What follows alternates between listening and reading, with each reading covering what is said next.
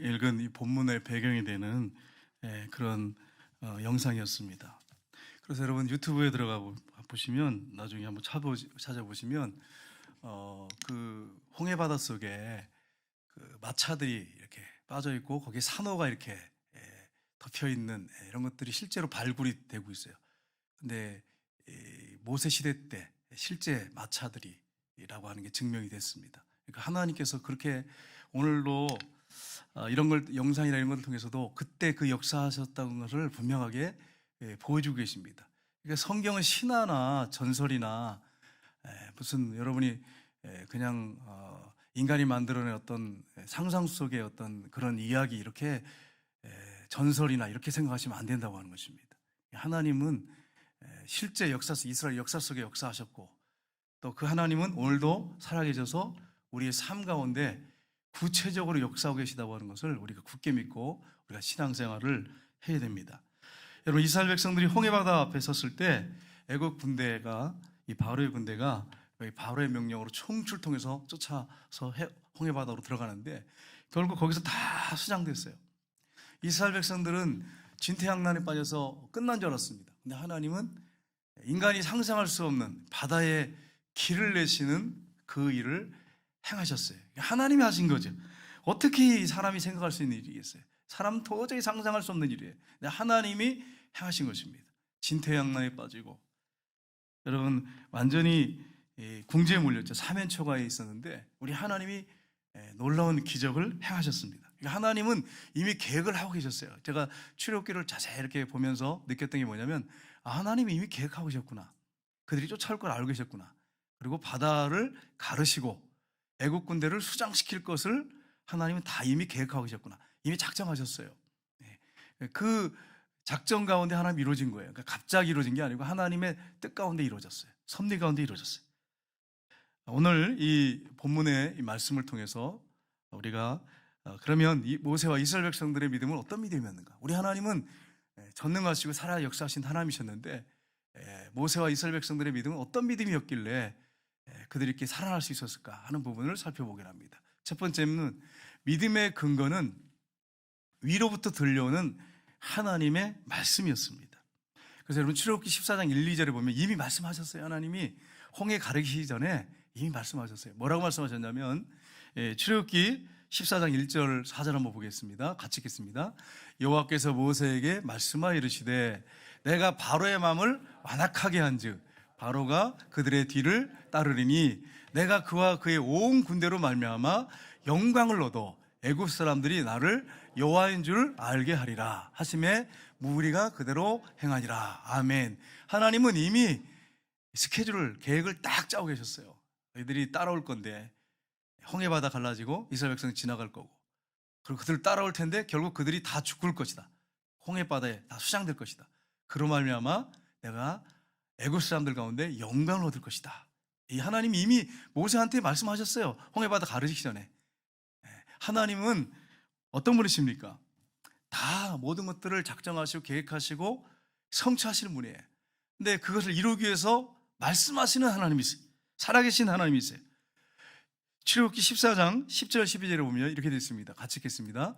바로가 가까이 올 때에 이스라엘 자손이 눈으로 본즉 애굽 사람들이 자기들의 뒤에 이른지라 이스라엘 자손이 심히 두려워 여호와께 부르짖고 그들이 또 모세에게 이르되 애굽에 매장지가 없어서 당신이 우리를 이끌어내어 이 광야에서 죽게 하느냐 어찌하여 당신이 우리를 애굽에서 이끌어내어 우리에게 이같이 하느냐. 아멘. 같이 읽겠습니다. 우리가 애굽에서 당신에게 이른 말이 이것이 아니냐 이르기를 우리를 내버려 두라 우리가 애굽 사람을 섬길 것이라 하지 아니하더냐. 애굽 사람을 섬기는 것이 광야에서 죽는 것보다 낫겠노라. 아멘. 그 앞에 보시면 앞절을 다시 한번 볼까요? 거기 뭐라고 되어 있습니까? 10절 11절 한번 보겠습니다. 여기 보면 가까이 올 때 이스라엘 백성들이 심히 두려워해서 하나님께 부르짖었습니다. 여기까지는 괜찮아. 부르짖어 기도하는 게 얼마나 좋아요. 어려운 상황 가운데 우리가 기도해야죠. 부르짖어 기도해야죠. 하나님 들으시니까 응답하시니까. 근데 그 다음이 문제예요. 기도하는 사람은 입을 닫아야 돼. 하나님을 신뢰하고 기도했으면 하나님 믿고 나가야죠. 근데 믿음이 없는 부르짖음의 기도가 이거예요. 아무리 우리가 부르짖어도 응답이 없는 것은 믿음이 없기 때문에 부르짖어 기도했으면 하나님 역사하실 걸 믿어야지요. 기적을 베푸실 걸 믿어야지요. 어떻게 합니까? 모세에게 원망하면서 매장지가 없어서 당신이 우리를 이끌어내서 이 광야에서 죽게 하느냐? 어째서 당신이 우리를 애굽에서 이끌어내 우리에게 이같이 하느냐? 우리가 애굽에서 얘기하지 않았냐? 안 가겠다고 하지 않았느냐? 근데 왜 끌어내가지고 우리를 이 광야에서 죽게 하느냐? 이 원망불평하잖아요. 여러분 제발 원망불평하지 마십시오. 하나님이 기뻐하지 않습니다. 여러분 남편과 아내를 향해서 원망하지 마세요. 당신 때문에 내 팔자가 이렇게 된 거야. 이렇게 원망하지 마세요. 우리 권사님들 집사님들 제발 남편 원망하지 마시기 바랍니다. 여성들의 아멘이 작은 것 같아요. 원망불평하지 마. 당신이 왜 좋다고 쫓아다녀놓고서 날 이렇게 고생시키는 거예요. 이렇게 하면 안 된단 말이에요. 하는데 하나님의 섭리에서 결혼했단 말이에요. 예. 남편들도 마찬가지예요. 당신 만나가지고 말이야 내가 더 젊고 예쁜 여자를 만날 수 있는데 당신 때문에 내가 이게 결혼해가지고 거의 바가지를 그렇게 긁냐 그러면서 요즘에 그렇게 얘기했다면 밥도 못 얻어먹죠. 그렇게 하면 안 된다는 거예요, 여러분. 하나님을 우리가 주권을 인정한다면 하나님이 하신 일이에요. 하나님이 역사하신 거예요. 그 하나님을 의지해야지요, 그죠? 주여 소리가 자동으로 나오니 얼마나 힘들면 그렇게 했어요. 이해는 충분히 하지만 주여 그러면 안 되죠. 하나님이 원망하고 불평하는 거 원치 않아요. 하나님 주권 안에 있단 말이에요. 근데 기도하는 것까지는 좋은데 막 원망불평하잖아요. 하나님 기뻐하지 않은 거예요. 기뻐하지 않습니다. 출애굽기 14장 15절 18절에 보면 이렇게 되어 있습니다. 같이 읽겠습니다. 여호와께서 모세에게 이르시되 너는 어찌하여 내게 부르짖느냐? 이스라엘 자손에게 명령하여 앞으로 나가게 하고 지팡이를 들고 손을 바다 위로 내밀어 그것이 갈라지게 하라. 이스라엘 자손이 바다 가운데 마른 땅으로 행하리라. 아멘. 이 본문 바로 이 앞에 뭐라고 말씀했냐면 하나님의 말씀을 들은 모세는 너희는 가만히 있어서 두려워하지 말고 오늘날 여호와께서 너희를 위해서 행하시는 기적을 봐라 하면서 지금 이야기를 하고 있습니다. 여기 보면 하나님 말씀이죠. 하나님이 이렇게 말씀하세요. 정확하게 말씀하시죠. 마른 땅으로 지나가게 할 것이다. 뒤에 이제 말씀드리겠지만 바로와 그의 병과 마병으로 말하면 내가 영광을 얻을 것이다. 예. 여러분 하나님 백성들에게는 큰 축복이고 영광이 은혜입니다. 근데 이방인들에게는 하나님 심판하실 때 그것은 자기들한테는 불행이고 저주지만 하나님이 그걸 통해서 영광을 받으세요. 말세에 이제 예수님이 이제 재림하시면 믿지 않는 자들은 지옥의 불로 떨어지죠. 하나님의 심판이죠. 하나님을 그렇게 대적하고 믿지 않고 그렇게 믿으라고 믿어도 전도 찢어버리고 욕하고 비난하는 사람들 나중에 정말 그때 피눈물을 흘 때가 와요. 그때 정말 제삿날이에요. 그때는 하나님 봐주지 않아요. 살아있을 때까지 하나님 봐주시는데 그렇게 열심히 전도하는데 믿지 않고 끝까지 가족들이 눈물로 기도하는데도 안 믿고 건면해도 안 믿고 그러다가 나중에 심판 때 하나님은 큰 영광을 받았어요. 우리에게 구원을 주시고 우리에게 천국을 주시지만 믿지 않는 자는 심판하시는데 그걸 통해서 하나님이 영광을 받으세요. 다 고개 숙이고 무릎을 꿇게 돼 있어요. 하나님 앞에 그냥 얼굴도 못 들게 돼 있어요. 하나님이 영광을 받을 때가 반드시 오십니다. 이스라엘 백성들이 구원을 받았지만 애국의 군대는 심판을 받았어요. 영광을 하나님 받으셨어요. 여러분 하나님께서 분명하게 명령하셨어요. 15절부터 18절 한번 볼까요? 15절부터 18절 한번 보겠습니다. 다시 한번 보겠습니다. 15절 18절 거기 보면 같이 읽겠습니다. 여호와께서 모세에게 이르시되 너는 어찌하여 내게 부르짖느냐? 이스라엘 자손에게 명령하여 앞으로 나가게 하고 지팡이를 들고 손을 바다 위로 내밀어 그것이 갈라지게 하라. 이스라엘 자손이 바다 가운데 마른 땅으로 행하리라. 여러분 여기 좀 이상하잖아요. 마른 땅으로 행하리라. 근데 실제로 하나님이요. 이제 여기 영상에서는 이제 바람이 막 불어가지고 이 바다를 순식간에 갈라진 것처럼 했지만 실제 성경에 보면 그 바다, 어마어마한 바다를 하나님이 밤새도록 바람을 불게 해서 갈라지게 했다 이렇게 돼 있어요. 그러면 여러분 밤새도록 그렇게 하면 어떻게 될까요? 마른 땅이 되는 거죠. 그렇게 기록되어 있어요. 하나님이 실제로 그렇게 하셨어요. 영광을 받으셨어요. 여러분 우리가 우리 삶 속에 기억할 것은 우리의 믿음의 근거는 위로부터 들려주시는 하나님의 바로 말씀이라고 하는 사실을 여러분 굳게 믿으셔야 돼요. 공산당들은 세뇌교육 시킵니다. 이단들도 철저하게 세뇌교육 시켜요. 사람들을 달달달달달 세뇌교육 시켜요. 어떤 목사님이 평양에 갔다 오신 다음에 북한의 그 공산당의 그 구호를 지금도 못 잊겠대요. 여러분, 공산당원은 얼어 죽을 각오, 맞아 죽을 각오, 굶어 죽을 각오가 돼 있어야 된다는 거예요. 그래 공산당이 된다는 거예요. 그들이 그렇게 외친대요. 예. 공산당이 되려면 얼어 죽을 각오, 맞아 죽을 각오, 굶어 죽을 각오 해야 된다. 이런 각오를 하니까 아주 새내기 잘못된 교육이 잘못된 거죠. 그렇게 철저하게 교육시켰으니까 잘못된 걸로 해서 목숨을 바치잖아요. 목숨을 걸잖아요. 어릴 때부터 그렇게 교육을 시켜버리잖아요. 주체사상 교육시키고 또 그걸 딱 우리나라에 간첩들 보내가지고 주사파들이 교육시키고, 그리고 지금 주사파들이 그냥 확 잡고 있잖아요. 여러분, 좌파나 진보가 나쁜 거 아닙니다. 나라가 발전해야 되잖아요. 꼭 필요해요. 근데 주사파적인 그게 사상으로 물든 사람이 그거 가지고 이 나라를 뒤집으려고 하니까, 자기들 뜻대로 움직이려고 하니까 그게 문제인 거지. 좌파가 왜 문제예요? 왜 여러분 진보가 문제예요? 문제될 게 없어요. 발전하겠다는데 잘못된 것들은 다 제거하고 청산하고. 그러니까 이런 사실을 여러분 아시고, 공산주의 사상에 물든 사람들은 그 사상을 이걸 바꿀 수가 없어요. 정말 성령의 강력한 역사로, 정말 그 성령이 강한 감동으로 역사하셔서 그 사람을 거듭나게 하고 새롭게 하지 않으면 절대로 바뀌지 않습니다. 그래서 사상이 그렇게 무서워요. 여러분, 이 공산당 사상이 우리나라를 물들게 하지 않도록 기도하셔야 돼. 이 나라가 바른 세강관과 가치관과 신앙관 가지고 나갈 수 있도록 우리가 그렇게 기도하면서 이 나라가 바르게 갈 수 있도록 하셔야 됩니다. 우리의 믿음의 근거는 감정이나 느낌이 아니에요. 체험이 아닙니다. 하나님의 말씀이에요. 모세는, 이스라엘 백성들은 위로부터 들려오는 하나님의 말씀이 그들의 믿음의 근거였어요. 이걸 우리가 항상 잊지 말고 하나님 말씀을 읽고 묵상하셔야 돼요. 두 번째는 환경과 상황을 주장하시는 하나님을 믿고 순종하여야 됩니다. 우리 14장 21절 22절 한번 볼까요? 같이 읽겠습니다.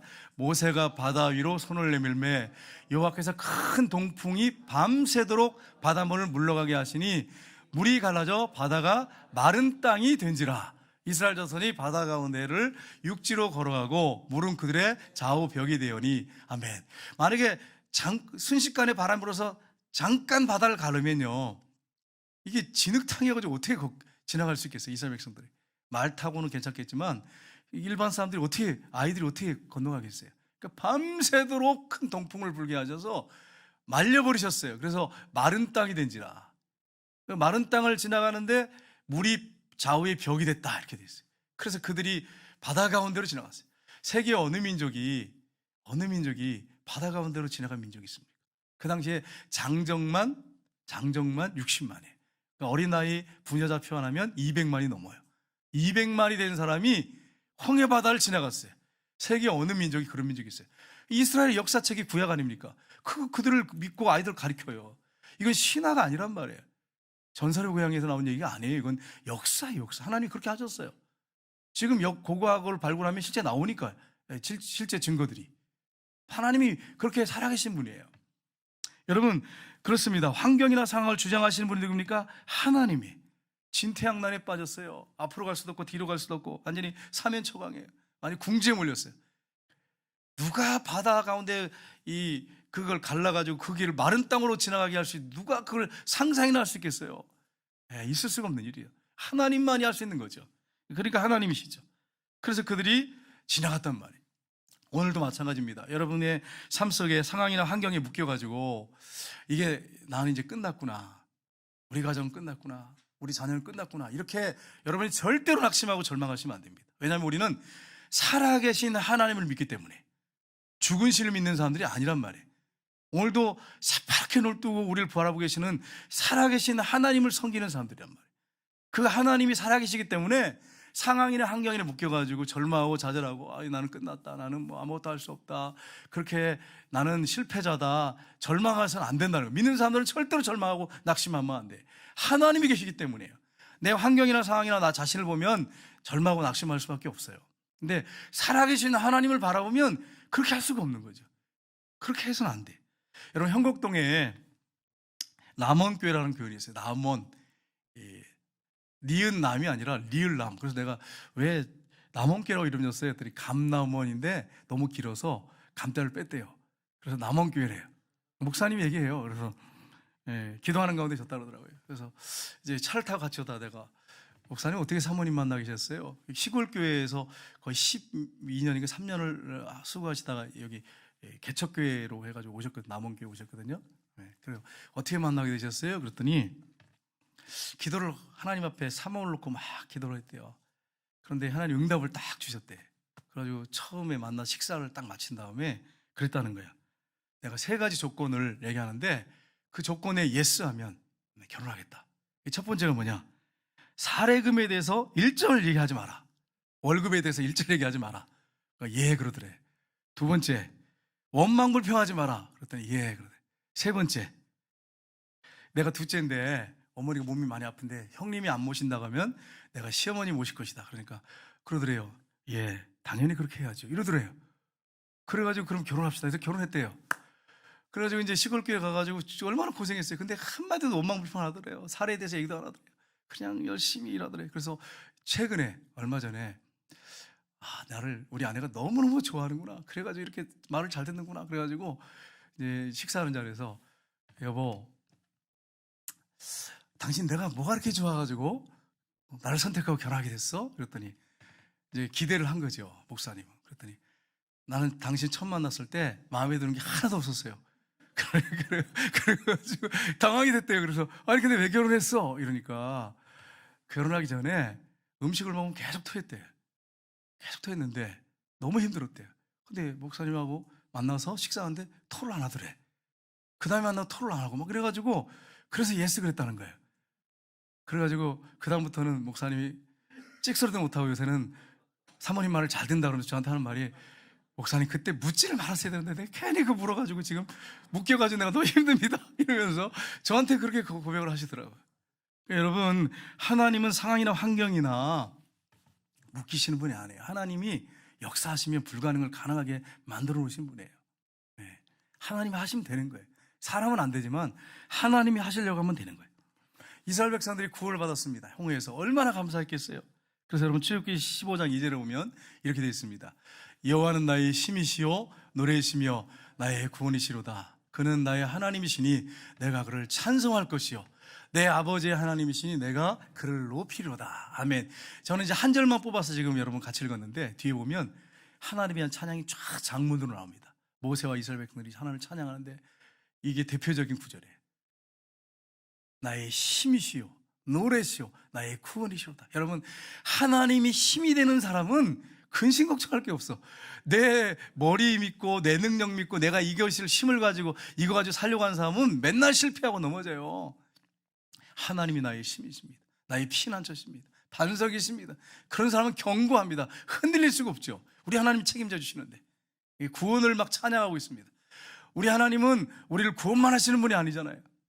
우리 하나님은 우리의 상황과 환경 가운데 우리에게 어려움이 있을 때 거기서 건지시는 분이시단 말이에요. 거기서도 구원하시는 분이에요. 여러분, 이걸 잊지 마셔야 돼요.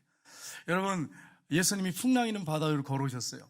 그때 제자들이 귀신이라고 그랬어요. 막 풍랑이는 바다 위로 예수님이 걸으니까 귀신이다 그랬어요. 예수님이 내니 두려워하지 말아라. 요한이 예수님이다 그랬어요. 그랬더니 이 베드로가 어떻게 했어요? 베드로 형님이 주여 나를 명하여 걸어오라 하소서. 그래가지고 오라 예수님 그랬어요. 걸어가다가 바람과 풍랑을 보고 두려워서 빠져들어가기 시작했어요. 주여 구원하소서. 예수님이 건져주시면서 뭐라고 하셨어요? 어찌하여 두려워하느냐 의심하였느냐 믿음이 없는 자라고 이렇게 말씀하셨어요. 그리고서는 같이 이렇게 손을 잡고 배에 타셨어요. 그렇습니다. 두려워하고 염려하고 빠져들어가는 것은 문제는 뭐가 문제냐면 의심하였기 때문에, 믿음이 없기 때문이에요. 믿음이 없기 때문에. 상황이나 환경이 문제가 아니라 의심하였기 때문이에요. 믿음이 없었기 때문이에요. 믿음을 갖고 나가는 사람들은 하나님이 놀라운 기적을 그를 통해서 행하십니다. 근데 믿음을 잃어버리면 절망하고 좌절하고 두려워하고 공포 속에 살 수밖에 없어요. 근심 걱정이 떠날 날이 없어. 믿음이 없기 때문에 그러는 거예요. 믿음이 목사님 저는 기도 많이 하는데요, 은사도 나타나는데요, 그거하고 전혀 관계없어요. 약간은 도움이 될지 모르겠지만 전혀 관계없어요. 어떤 사람은 은사가 나타나지 않는데 굳건히 믿고 흔들리지 않는 사람이 있단 말이에요. 여러분, 믿음이라고 하는 이런 거예요. 흔들리지 않습니다. 하나님이 살아계시는데. 세 번째는 홍해를 육지같이 건넜습니다. 하나님께서 밤새도록 바람을 불게 하셔서 건넜는데 오늘 본문에는 뭐라고 표현되냐면 29절에 보면 이렇게 되어 있습니다. 같이 읽겠습니다. 믿음으로 그들은 홍해를 육지같이 건넜으나 애굽 사람들이 이것을 시험하다가 빠져 죽었으며 아멘. 모세는 당연히 믿고 나갔죠. 그럼 이스라엘 백성들은요? 여러분이 만약에 생각해 보세요. 그 바다 앞에 딱 서 있는데 어마어마한 바다가 벽을 이루고 있어. 여러분 거기 가운데 여러분이 몇 명 안 되는 사람이 있다면 막 단체로 몰려가면 어차피 막 죽는 같이 죽자 이렇게 혹시 궁중심리에서 할 수 있겠지만 여러분 혼자나 몇 사람 없이 딱 바다에서 지나가라고 했을 때 여러분 지나가실 수 있겠어요? 야, 이거 쉬운 거 아니에요. 바다가 물이 벽이 돼가 딱 서 있는데 언제 덮칠지 모르는데 지나갈 수 있겠어요? 이스라엘 백성들은 믿음으로 지나갔다는 거예요. 근데 애굽 사람들은 시험하다가 이거 혹시 이거 지나가다가 이거 홍해 덮치는 거 아니야? 막 의심하고 막 시험하다가 하나님이 역사하셔서 덮쳐가지고 다 빠져 죽었단 말이에요. 여러분 믿음이라고 하는 건 이렇게 중요합니다. 육지같이 건넜다. 14장 26절 28절에 보시면 같이 읽겠습니다. 여호와께서 모세에게 이르시되 내 손을 바다 위로 내밀어 물이 애굽 사람들과 그의 병거들과 마병들 위에 다시 흐르게 하라 하시니 모세가 그 손을 바다 위로 내밀매 새벽이 되어 바다의 힘이 회복된지라 애굽 사람들이 물을 거슬러 도망하나 여호와께서 애굽 사람들을 바다 가운데 엎으시니 물이 다시 흘러 병거들과 기병들을 덮되 그들의 뒤를 따라 바다에 들어간 바로의 군대를 다 덮으니 하나도 남지 아니하였더라. 아멘. 야, 여러분 모세가 얼마나 신났겠어요? 얼마나 신났겠어요? 이걸 딱 가리키는데 밤새도록 동풍 일게 하죠. 기도하면서 들고 있었겠죠. 다 갈라지게. 그다음에 애국 군대가 막 들어오니까 내밀어라. 탁 내밀었더니 바다가 탁 갑자기서 얼마나 장관이겠어 생각해보세요. 영화를 봐도 야 이러는데 모세가 얼마나 장관이겠어요. 이야 하나님 그러니까 막 찬양이에요. 보세요. 내년 보면 막 얼마나 찬양이 뜨거운지. 미디안과 여성들은 막 소고를 치면서 나와가지고 춤을 추면서 막 찬양했어요. 전체 얼마나 엄청난 일이었습니까? 이게 이스라엘 역사예요. 이게 그냥 어떤 신화가 아니란 말이에요. 전설의 고향이 아니란 말이에요. 실제로 했단 말이에요. 하나님 막 찬양했어요. 지금도 이스라엘 백성들이 이걸 얼마나 긍지로 여깁니까? 하나님 살아계시다고 홍해를 가르셨다고 이렇게 하지 않습니까? 우리가 이 사실을 믿고 신앙생활을 해야 됩니다. 그러면 이 홍해 사건이 오늘날 세례하고 연관이 있는데 세례와 어떤 영적 의미가 있느냐, 영적 의미는 무엇인가 하는 것입니다. 첫째는 세례를 받으라고 명령의 뜻이 있습니다. 고린도전서 10장 1절 2절을 보면 영적 의미인데 같이 읽겠습니다. 형제들아 나는 너희가 알지 못하기를 원하지 아니하노니 우리 조상들이 다 구름 아래서 있고 바다 가운데로 지나며 모세에게 속하여 다 구름과 바다에서 세례를 받고 아멘. 홍해 바다를 지났다고 한다는 것은 뭐냐면 죽음을 얘기하는 거예요. 죽어야지. 죽어야 되는데 거기 지나면서 세례를 받았다는 거예요. 이스라엘 백성 전체가 한꺼번에 200만이 세례를 받았다는 거예요. 그걸 말씀하고 있어요. 예수님이 말씀하셨어요. 마태복음 28장 19절에 보면 명확하게 말씀하셨어요. 그러므로 너희는 가서 모든 민족을 제자 삼아 아버지와 아들과 성령의 이름으로 세례를 베푸고 이 명령이에요. 반드시 세례 받아야 된다. 이 홍해바다 사건하고 세례하고 연결시키고 있어요. 그 다음에 둘째는 마음으로 믿고 고백하면 구원을 얻는다는 뜻이 있습니다. 베드로전서 3장 21절에 보면 이렇게 되어 있습니다. 같이 읽겠습니다. 베드로전서 3장 21절에 물은 예수 그리스도께서 부활하심으로 말미암아 이제 너희를 구원하는 편이 곧 세례라. 이는 육체의 더러운 것을 제하여 버림이 아니요 하나님을 향한 선한 양심의 강군이라. 아멘. 예수님이 십자가에 죽으시고 부활하셨어요. 우리가 물속에 들어가 이제 우리는 약식 세례를 하죠. 원래 침례인데 죽었어. 예수님이 부활할 때 나도 살았어. 함께 살았어. 이걸 하는 거예요. 그래서 우리가 마음으로 믿고 고백하면 마음으로 믿고 고백할 때 세례를 주지 않습니까? 구원을 받는다는 뜻이 있는 거예요. 세 번째는 뭐냐면 이게 정말 제일 중요하죠. 세 번째는 나의 옛사람이 죽었음을 뜻합니다. 로마서 6장 3절 4절 볼까요? 같이 읽겠습니다. 무릇 그리스도 예수와 합하여 세례를 받은 우리는 그의 죽으심과 합하여 세례를 받은 줄을 알지 못하느냐. 그러므로 우리가 그의 죽으심과 합하여 세례를 받음으로 그와 함께 장사되었나니 이는 아버지의 영광으로 말미암아 그리스도를 죽은 자 가운데 살리심 같이 우리로 또한 새 생명 가운데 행하게 하려 함이라. 아멘. 여러분 세례라고 하는 의미가 뭡니까? 죄 씻는다는 의미는 여러분 이거는 세례 요한의 세례도 죄를 씻어요. 그런 의미가 있어요. 예수님이 십자가에 죽으시고 부활하셨어요. 그래서 이제 예수님이 죽을 때 나도 함께 십자가에서 죽었습니다. 이거예요. 예수님이 장사 지낼 때 나도 장사됐습니다. 예수님이 살아나셨을 때 나도 살아났습니다. 부활하신 예수님이 내 안에 계십니다.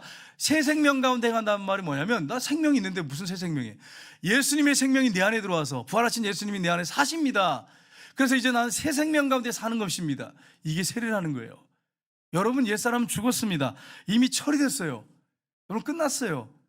근데 아직도 자아가 살아서 꿈틀거리고 자아가 살아서 막 그냥 큰 소리 치고 그냥 내가 살아가지고 그냥 그러다 보니까 많은 사람들이 상처 주는 거죠. 내가 죽으면 그런 일이 벌어지지 않는데 내가 살아가지고 그냥. 여러분 우리는 죽었어요. 세례받을 때 이미 죽은 거예요. 진짜 고백을 했다면 진짜 믿는다면 죽은 거예요. 근데 많은 사람들이 안 죽었어요. 예수 믿는 사람들이. 그러다 보니까 하나님 영광을 다 가리는 거예요. 어제 그 복음 캠프를 했어요. 우리 교회에서 32명이 갔습니다. 오전 9시부터 오후 9시까지 쉬는 시간 없이 거의 잠깐 있었어요. 있긴 있었는데 식사 시간 그때 잠깐 있었고 나머지는 계속 강의 뭐 이렇게 명상 듣고 나누고 막 이렇게 했단 말이에요. 간증 듣고. 근데 그 중에 한 분이 간증을 하셨어요. 네, 무슨 간증했느냐? 이분이 권수만이라고 하는 집사님이신데 4대째 모태 신앙 집안이래요. 4대째. 그런데 음란에 빠져서 어릴 때부터 친구들하고 어울려가지고 그래가지고 완전히 성독착증, 성중독증 환자같이 그래가지고 애인 만들어서 결혼하고도 애인하고 이렇게 막 은밀하게 즐기고 막 이렇게 살았다는 거예요. 근데 그 애인이 이제 배신을 했어요. 차버렸죠. 그러니까 이제 그걸 주체하지 못하겠으니까 술로 간 거예요. 술 중독에 빠졌어요. 알코올 중독이죠. 그렇게 해가지고 얼마나 힘들었겠습니까? 그러다가 예수님을 인격적으로 4대째 모태잖아요. 인격적으로 믿게 됐고 예수님이 죽을 때 나도 죽었다. 예수님 부활하실 때 나도 살아났다. 나 이제 예수님의 생명 가운데 산다. 예수님이 내 안에 사신다. 확신하게 된 거예요. 그래가지고 이제 바뀌었어요. 바뀌었는데 어느 날 옛 애인한테 전화가 왔더래. 근데 육체가 살아있잖아. 육체가. 얘 자아는 죽었지만 육체가 살아있잖아. 막 이 속에서부터 있잖아요. 그 세포 하나가 살아나는 것들이에요. 막 흔들리더래요. 막. 근데 전화에다 그랬다는 거예요. 나는 죽었어. 이랬대요. 그 애인한테. 나는 죽었어. 그랬더니 싹 사라지더래. 맞아요. 우리가 십자가에서 이미 죽었어. 예수님 죽을 때 나 죽었단 말이에요. 그러니까 이게 싹 사라지면서 지금은 정말 신앙생활 얼마나 신실한지 몰라. 여러분, 나와 여러분이 죽었다고 하는 걸 선포하며 살아야 돼.